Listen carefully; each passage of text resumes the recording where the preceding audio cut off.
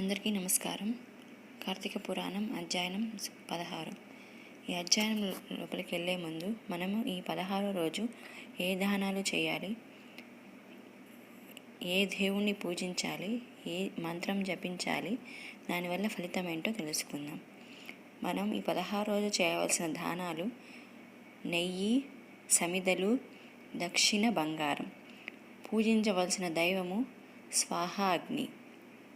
జపించాల్సిన మంత్రము ఓం స్వాహా పతయే జాతవేదసే నమః. మళ్ళీ చెప్తున్నాను, ఓం స్వాహ పతయే జాతవేదసే నమః. దీనివల్ల వచ్చే ఫలితం వర్చస్సు, తేజస్సు, పవిత్రత.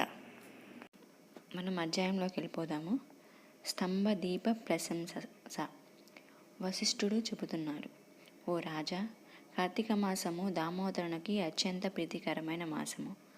ఆ మాసమందు స్నాన దాన వ్రతాదులను చేయుట, సాలగ్రామ దానము చేయుట చాలా ముఖ్యము. ఎవరు కార్తీక మాసమందు తమకు శక్తి ఉన్నా దానము చెయ్యరో అట్టివారు రౌరవాది నరక బాధలు పొందుదురు. ఈ నెల దినములు తాంబూలా దానము చేయువారు చక్రవర్తిగా పుట్టుదురు. ఆ విధముగానే నెల రోజులలో ఏ ఒక్కరోజు విడవకుండా తులసికోట వద్ద కానీ భగవంతుని సన్నిధిని కానీ దీపారాధన చేసిన ఎడల సమస్త పాపం నశించుటయేగాక వైకుంఠ ప్రాప్తి కలుగును. కార్తీక శుద్ధ పౌర్ణమి రోజున నదీ స్నానమాచరించి భగవంతుని సన్నిధి యందు ధూపదీప నైవేద్యములతో దక్షిణ తాంబూలాదులు, నారికేళ ఫలదానము చేసిన ఎడల చిరకాలము నుండి సంతతి లేనివారు పుత్ర సంతానము కలుగును. సంతానము ఉన్నవారు చేసినచో సంతాన నష్టము జరగదు. పుట్టిన బిడ్డలు చిరంజీవులై ఉందురు. ఈ మాసములో ద్విజస్తంభమునందు ఆకాశదీపము నుంచిన వారు వైకుంఠమున సకల భోగము అనుభవించురు. కార్తీక మాసమంతయు ఆకాశదీపము గాని స్తంభదీపము గాని ఉంచి నమస్కరించిన స్త్రీ పురుషులకు సకల ఐశ్వర్యములు కలిగి వారి జీవితము ఆనందదాయకమగును. ఆకాశ దీపము పెట్టువారు శాలి ధాన్యం గాని నువ్వులు గాని ప్రమిద అడుగున పోసి దీపముంచిన వలను.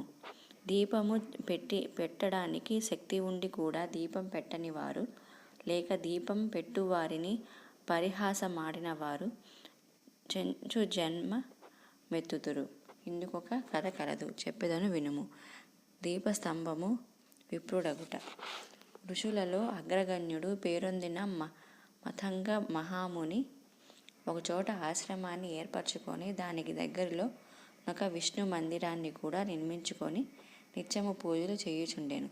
కార్తీక మాసములో ఆ ఆశ్రమమును చుట్టుప్రక్కల మునులు కూడా వచ్చి పూజలు చేయుచుండిరి.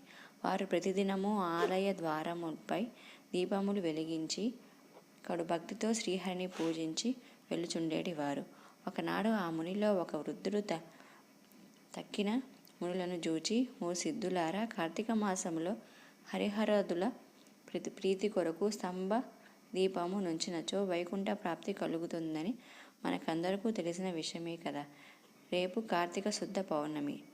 హరిహరాదుల ప్రీతి కొరకు ఈ ఆలయానికెదురుగా ఒక స్తంభము పాతి దానిపై దీపమును పెట్టుదము.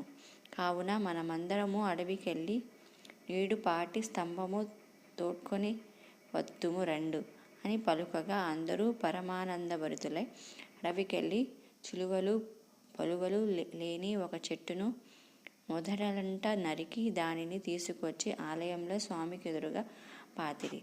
దానిపై శాలి ధాన్యముంచి ఆవు నెయ్యితో నింపిన పాత్రలను దానిపై పెట్టి అందరూ ఒత్తివేసి దీపం వెలిగించిరి.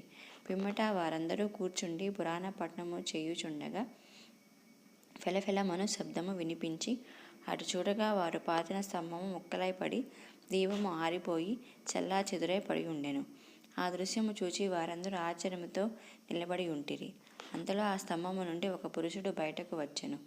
వారతన్ని చూచి, ఓయి, నీవెవడవు? నీవి స్తంభము నుండి ఎలా వచ్చితివి అని నీ వృత్తాంతమేమి అని ప్రశ్నించిరి. అంతా ఆ పురుషుడు వారందరకు నమస్కరించి, పుణ్యాత్ములారా, నేను కిందటి జన్మమందు బ్రాహ్మణుడను. ఒక జమీందారుడను. నా పేరు ధనలోభుడు. నాకు చాలా ఐశ్వర్యం ఉండుచేతి మదాంధుడనై న్యాయ విచక్షణలు లేక ప్రవర్తించి తిని. దుర్బుద్ధులచే వేదములు చదవక, శ్రీహరిని పూజింపక, దాన ధర్మాలు చేయక ఉంటిని. నేను నా పరివారముతో కూర్చుండియున్న సమయంలోనే ఎప్పుడైనా వచ్చి నన్ను ఆశ్రయించి నన్ను అతనిచే నా కాళ్ళు కడిగించి ఆ నీళ్లు నెత్తిమీద వేసుకోమని చెప్పి నానా దుర్భాషలాడి పంపుచుండేటివాడను. నేను ఉన్నంత తాసన్నమై కూర్చుండి అతిథులను నేలపై కూర్చుండబెట్టేటివాడను. స్త్రీలను పసిపిల్లను హీనముగా చూచుచుండేటివాడను. అందరూ నా చేష్టలకు భయపడేటివారు. నన్నెవరూ మందలింపలేకపోతిరి. నేను చేయు పాపకార్యములకు హద్దు లేకుండా పోయేది. దాన ధర్మములు ఎట్టివో నాకు తెలియవు. ఇంత దుర్మార్గుడనై పాపినై అవసాన దశలో చనిపోయి ఘోర నరకములు అనుభవించి 1,00,000 జన్మలకు కుక్కనై 10 జన్మలకు కాకినై 5,000 జన్మలు తొండనై 5,000 జన్మలు పేడ పురుగునై తర్వాత వృక్షజన్మమెత్తి కీకారణ్యమునందుండి కూడా నేను చేసిన పాపములను పోగొట్టుకోలేకపోతిని. ఇన్నాళ్లకు మీ దయ వలన సమ్మముగా నున్న నేను నరరూపమెత్తి జన్మాంతర జ్ఞానినైతిని. నా కర్మలన్నీయు మీకు తెలియజేసితిని. నన్ను మన్నింపుడని వేడుకొనెను. ఆ మాటలాలకించిన మునులందరూ ఆశ్చర్యపోయిరి. ఆహా, కార్తీక మాస మహిమ ఎంత గొప్పది! ఆదియునుగాక కార్తీక శుద్ధ పౌర్ణమి మహిమ వర్ణింప శక్యము కాదు. కర్రలు, రాళ్ళు, స్తంభములు కూడా మన కొండ ఎదుట ముక్తి నొందుచున్నవి. వీటన్నిటికన్నా కార్తీక శుద్ధ పౌర్ణమి ఆకాశ దీపముంచిన మనుజులకు వైకుంఠ ప్రాప్తి తప్పక సిద్ధించును. అందువలనే ఈ స్తంభమునకు ముక్తి కలిగినదని మునులు అనుకొనుచుండిరి. ఆ పురుషుడు మాట లాలకించి, మునిపుంగవులారా, నాకు ముక్తి కలుగు మార్గమేదైనా కలదా? ఈ జగంబున నెల్లరకు నెటుల కర్మబంధము కలుగును? అది నశించుటెట్లు? నాయ్ ఈ సంశయము బావు ప్రార్థించెను. అక్కడ ఉన్న మునీశ్వరులు అందరూ తమతో అడుగు అంగీకారముతో, స్వామి, మీరే అతని సంశయమునకు తీర్చగల సమర్థులుగాన వివరింపుడని కోరిరి. అంత అంగీకరించి ఇట్లు చెప్పుచుండెను. షోడశోధ్యాయము 16వ పారాయణం సమాప్తం. వింటిని కదా. ఇలా దీపస్తంభము దగ్గర దీపం ఉంచిన ఎంత పుణ్యం కలుగుతుందో, అతనికి ఎన్ని జన్మల పాపాలు పోయి ఈ జన్మములో మళ్ళీ మనుష్య జన్మ ఎత్తాడో, అలాగే మీరు కూడా కార్తీక మాసంలో గుడికి వెళ్ళి దీపం ముందు స్తంభం ముందు దీపం ఉంచి వెలిగించి నమస్కరించి మా పాపాలన్నీ పోవాలని నమస్కరించుకుంటే ఆ శివకేశవులు మీకు పూర్వజన్మ పాపాలు, ఈ జన్మ పాపాలు పోగొట్టి ముక్తి నొందిస్తారు. Thank you so much friends. Please subscribe.